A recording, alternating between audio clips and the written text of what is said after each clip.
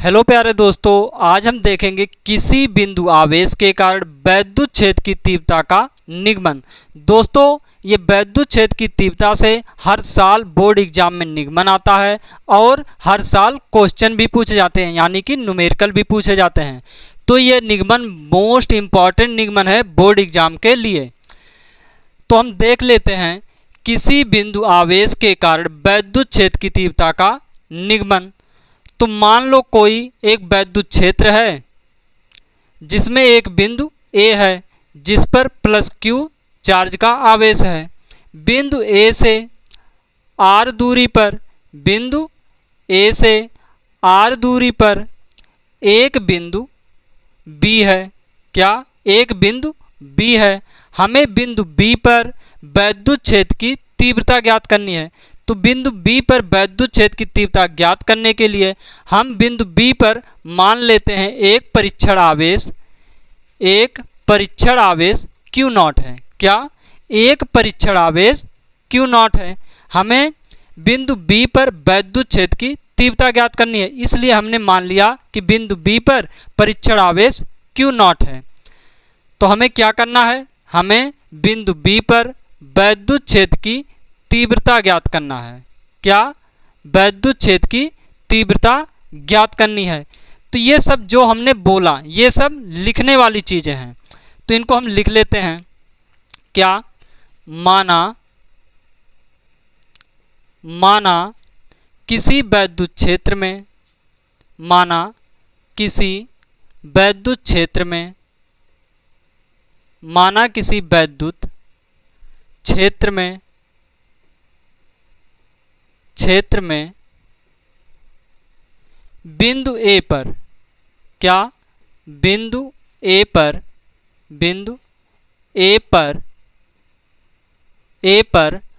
Plus Q आवेश है। Plus Q आवेश है। प्लस Q आवेश है। बिंदु A से R दूरी पर एक बिंदु B है। बिंदु A से R दूरी पर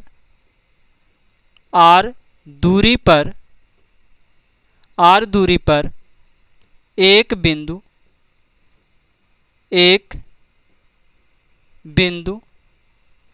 B है। एक बिंदु B है। एक बिंदु B है जहां हमें वैद्युत क्षेत्र की तीव्रता ज्ञात करनी है। जहां हमें वैद्युत क्षेत्र की तीव्रता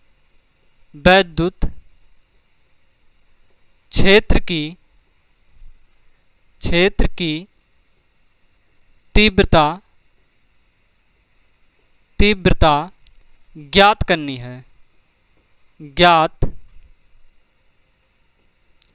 करनी है। जहां हमें वैद्युत क्षेत्र की तीव्रता ज्ञात करनी है। यह एक ऐसे माध्यम में रखा गया है जिसका प्रावैद्युतांक K है। यह एक ऐसे माध्यम में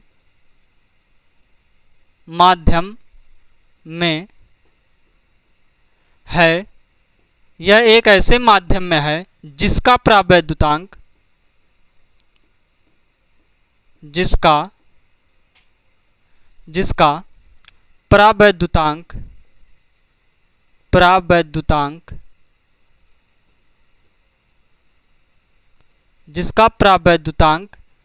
कैपिटल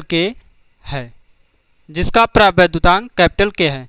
अब हम मान लेते हैं बिंदु B पर परीक्षण आवेश Q नॉट है। माना बिंदु B पर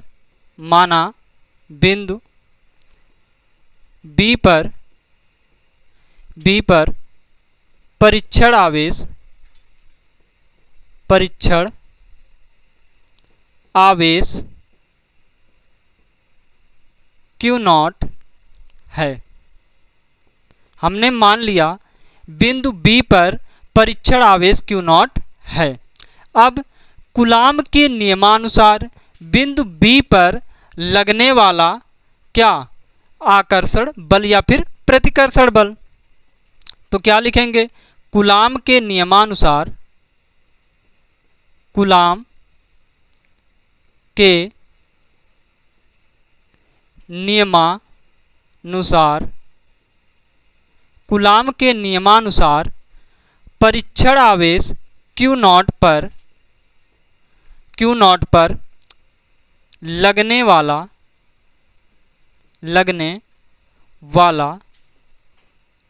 बल, परीक्षण आवेश Q0 पर लगने वाला बल। तो कूलाम का नियम क्या होता है? F बराबर 1/4 पाई एप्सिलॉन नॉट इंटू के, जो यहाँ पर प्रावैद्युतांक है वो आ गया K, into Q1 dot Q2 बटे R स्क्वायर होता है। तो यहाँ पर Q1 क्या है? प्लस Q, क्या है? प्लस Q, डॉट Q2 क्या है? Q0 है, क्या है? Q0 है, और R स्क्वायर यानी कि दूरी का स्क्वायर, यहाँ पर दूरी क्या है? R है, तो यहाँ पर क्या हो जाएगा? R स्क्वायर हो जाएगा। ये हो गया कूलाम का नियम। कूलाम का नियम क्या कहता है? कूलाम का नियम कहता है F बराबर 1/4 पाई एप्सिलॉन नॉट इंटू के गुणे Q1 इंटू Q2 बटे R स्क्वायर। तो Q1 क्या हो गया? प्लस Q, और Q2 क्या हो गया? Q0, और दूरी क्या हो गया? यहाँ पर R है, तो इसलिए हो गया R स्क्वायर। लेकिन हम जानते हैं क्या? परंतु हम जानते हैं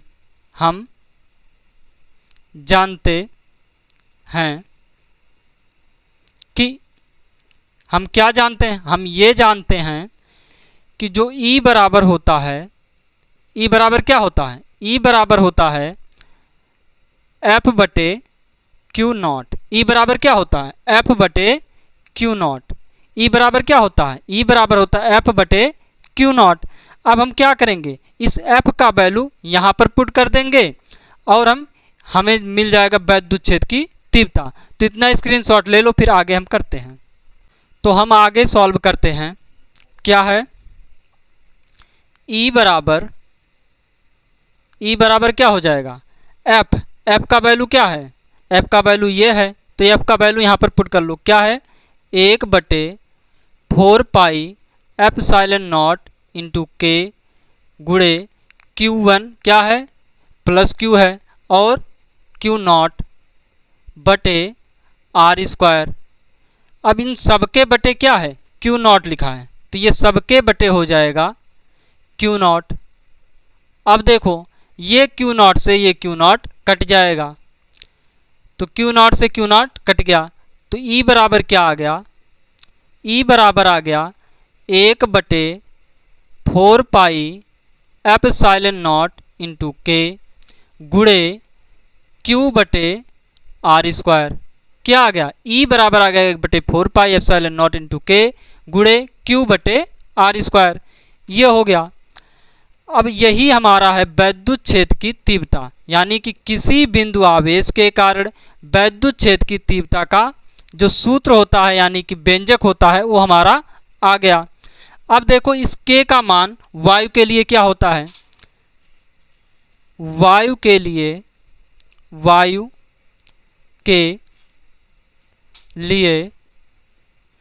K बराबर 1 होता है। वायु के लिए K बराबर क्या होता है? 1 होता है।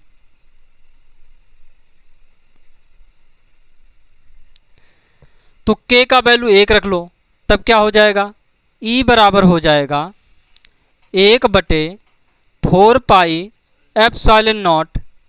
यहाँ पर K का वैल्यू क्या है? 1, तो यहाँ पर 1 लिखो या ना लिखो, कोई फर्क नहीं पड़ने वाला है। तो क्या हो गया? Q बटे R स्क्वायर। अब दोस्तों यहाँ पर देखो, ये समीकरण जो बना है, यानी कि ये जो हमारा सूत्र बना है, इससे तुम्हें क्या समझ में आ रहा है?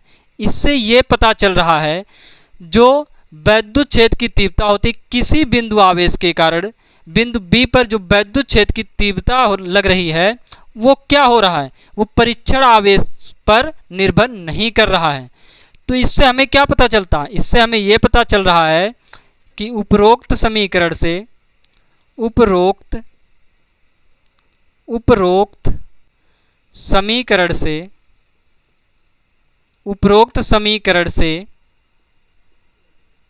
उपरोक्त समीकरण से यह स्पष्ट होता है, यह स्पष्ट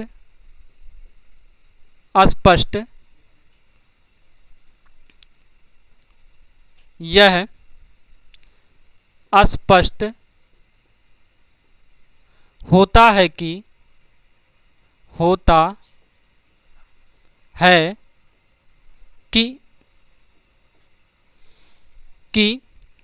वैद्युत क्षेत्र की तीव्रता वैद्युत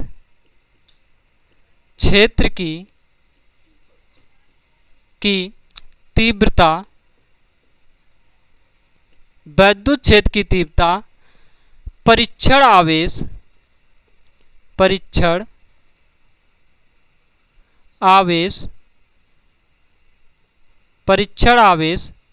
Q नॉट पर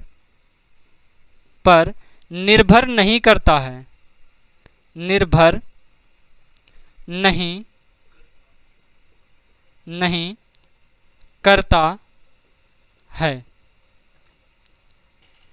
इस समीकरण से क्या पता चल रहा है, इस समीकरण से ये पता चल रहा है कि यहाँ पर Q नॉट नहीं है। तो इससे क्या पता चल रहा है, इससे ये पता चल रहा है कि जो वैद्युत क्षेत्र की तीव्रता होती है वो Q नॉट पर निर्भर नहीं करती, यानी कि परीक्षण आवेश Q नॉट पर निर्भर नहीं करती है। तो ये हो गया हमारा किसी बिंदु आवेश के कारण वैद्युत क्षेत्र की तीव्रता का निगमन। तो दोस्तों आशा करते हैं आपको समझ में आया होगा। अगर वीडियो अच्छा लगा हो तो लाइक, सब्सक्राइब, कमेंट जरूर करें। Thank you.